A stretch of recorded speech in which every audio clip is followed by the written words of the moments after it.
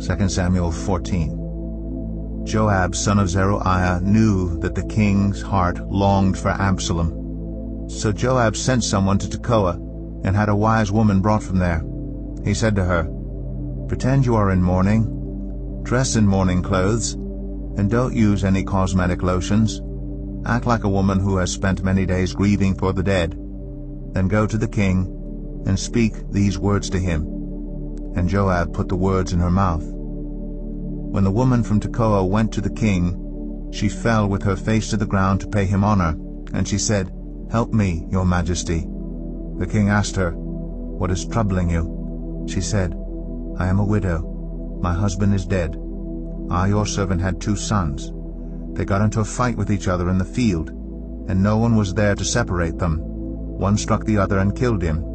Now the whole clan has risen up against your servant. They say, 'Hand over the one who struck his brother down, so that we may put him to death for the life of his brother whom he killed. Then we will get rid of the heir as well.'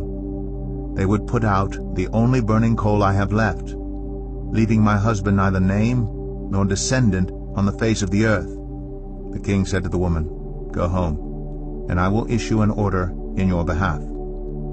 But the woman from Tekoa said to him, "Let my lord the king pardon me and my family, and let the king and his throne be without guilt." The king replied, "If anyone says anything to you, bring them to me, and they will not bother you again." She said, "Then let the king invoke the Lord his God to prevent the avenger of blood from adding to the destruction, so that my son will not be destroyed. As surely as the Lord lives," he said, "not one hair of your son's head will fall to the ground." Then the woman said, "Let your servant speak a word to my lord the king." "Speak," he replied. The woman said, "Why then have you devised a thing like this against the people of God? When the king says this, does he not convict himself? For the king has not brought back his banished son. Like water spilled on the ground, which cannot be recovered, so we must die. But that is not what God desires. Rather, he devises ways so that a banished person does not remain banished from him. And now I have come to say this to my lord the king, because the people have made me afraid. Your servant thought, I will speak to the king. Perhaps he will grant his servant's request. Perhaps the king will agree to deliver his servant from the hand of the man who is trying to cut off both me and my son from God's inheritance. And now your servant says, May the word of my lord the king secure my inheritance. For my lord the king is like an angel of God in discerning good and evil. May the Lord your God be with you." Then the king said to the woman, "Don't keep from me the answer to what I'm going to ask you." "Let my lord the king speak," the woman said. The king asked, "Isn't the hand of Joab with you in all this?" The woman answered, "As surely as you live, my lord the king, no one can turn to the right or to the left from anything my lord the king says.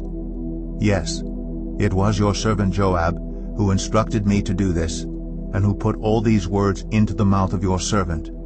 Your servant Joab did this to change the present situation. My lord has wisdom like that of an angel of God. He knows everything that happens in the land." The king said to Joab, "Very well, I will do it. Go, bring back the young man Absalom." Joab fell with his face to the ground to pay him honor, and he blessed the king. Joab said, "Today your servant knows that he has found favor in your eyes, my lord the king, because the king has granted his servant's request." Then Joab went to Geshur and brought Absalom back to Jerusalem. But the king said, "He must go to his own house. He must not see my face." So Absalom went to his own house and did not see the face of the king. In all Israel there was not a man so highly praised for his handsome appearance as Absalom. From the top of his head to the sole of his foot there was no blemish in him. Whenever he cut the hair of his head, he used to cut his hair once a year because it became too heavy for him. He would weigh it, and its weight was 200 shekels by the royal standard. 3 sons and a daughter were born to Absalom. His daughter's name was Tamar, and she became a beautiful woman. Absalom lived 2 years in Jerusalem without seeing the king's face. Then Absalom sent for Joab in order to send him to the king, but Joab refused to come to him. So he sent a second time, but he refused to come. Then he said to his servants, "Look, Joab's field is next to mine, and he has barley there. Go and set it on fire." So Absalom's servants set the field on fire. Then Joab did go to Absalom's house, and he said to him, "Why have your servants set my field on fire?" Absalom said to Joab, "Look, I sent word to you and said, 'Come here so I can send you to the king to ask, why have I come from Geshur? It would be better for me if I were still there. Now then, I want to see the king's face. And if I'm guilty of anything, let him put me to death." So Joab went to the king and told him this.